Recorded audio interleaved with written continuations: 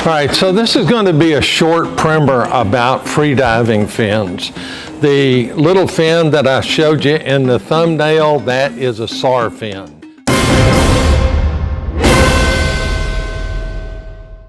Now, what's the big deal about these long fins with the foot pockets? Number one, a longer fin gives you more thrust. In other words, as you kick, the fin is displacing more water, which means you move through the water more rapidly, you cover more distance, and you're using less energy. So that's the reason for the long blade. Number two, the foot pocket. Why do we have a full foot pocket? When you look at an open heel fin, what you're looking at is a lot of movement between your foot and the booty. And of course, the booty inside the foot pocket, you've got a lot of movement in there. So with the full foot pocket, it's all about efficiency of the movement and applying leg strength to the kick. Now, what I've got behind me is a pretty good assortment. Now, Diver Supply's got a much bigger selection than this, but this is kind of a basic assortment. Now, over here, I've got the Seac Talent, I've got the Seac Shout, and the blue one is called the Motus. Here in the middle, I've got the OMER Stingray. Both of these are Stingrays. Here is the Mari's Razor.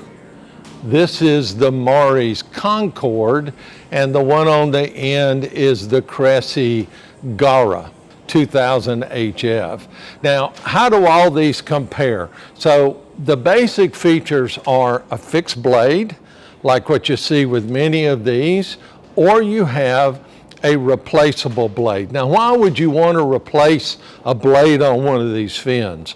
Well, as you grow in strength, then you might want to move from a plastic blade to a fiberglass blade or even to a carbon fiber blade. And of course, you're able to do that with a replaceable blade fin. You're not replacing the whole fin. So if you think about it, it might be more cost effective to buy a replaceable bladed fin up front instead of one that's fixed. Now, over here, the Talent and the Shout, these are fixed bladed fins. And one of the things you have to pay attention to is in freediving fins, the blades are rated as basically soft, medium, and hard. Of course, you're going to get more performance per se, but out of a hard or a medium fin, but you better be fit enough or strong enough to be able to deal with that extra effort you're going to be putting into those stiffer fins, and stiffer blade, I should really say. On the replaceable blade, this happens to be the Motus. This has gotten to be a really, really popular fin. And one of the nice things about it, it's got dual density or dual comfort rubber in the foot pocket, which has made this fin really comfortable. And with the ability to do the replacement, this little red tab right here in the toe, this is the upper pad for the replacement, and back here you can see where the screws go through, and that lets the blade come out. You've also got a couple of clips, one here and one over here on this side, and that way you can separate the blade from the foot pocket and the rails. Over here, I've got the Cressi Gara. Now, the Cressi Gara has really gained a lot of fans and a lot of acceptance in the freediving realm out there. It's very cost efficient.